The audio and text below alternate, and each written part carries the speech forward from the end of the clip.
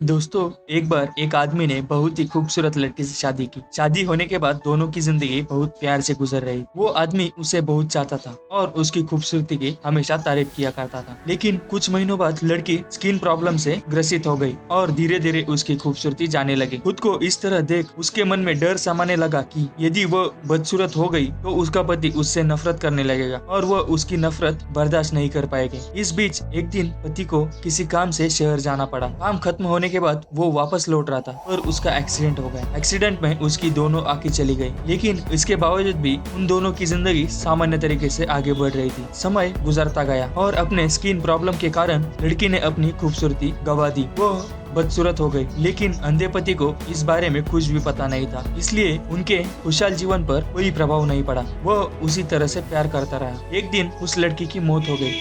पति अब अकेला हो गया। वह बहुत दुखी था। वो उस शहर को छोड़कर जाना चाहता था। उसने अंतिम संस्कार की सारी विधि क्रिया पूर्ण की और शहर छोड़कर जाने लगा। तभी एक आदमी ने उसे पुकारा और पास आकर कहा, अब तुम बिना सहारे के अकेले कैसे चल पाओगे? इतने साल तुम्हारी पत्नी तुम्हारी मदद किया करती थी। पति ने जवाब दिया, दोस्त, मैं अंधा नहीं हूँ, मैं बस अंधा होने का नाटक कर रहा था, क्योंकि यदि मेरी पत्नी को पता चल जाता कि मैं उसकी बदसूरती देख सकता हूँ तो ये बात उसके रोग से ज्यादा दर्द देता। इसलिए मैंने इतने साल अंधे होने का दिखावा किया। वो बहुत अच्छी पत्नी थी, मैं बस उसे खुश रखना चाहता था। दोस्तों, इस कहानी से हमें ये सीख मिलती है कि खुश रहने के लिए हमें भी एक दूसरे की कमियों के प्रति आंखें बंद कर लेनी चाहिए और उन कमियों को नजरअंदाज कर देना चाहिए।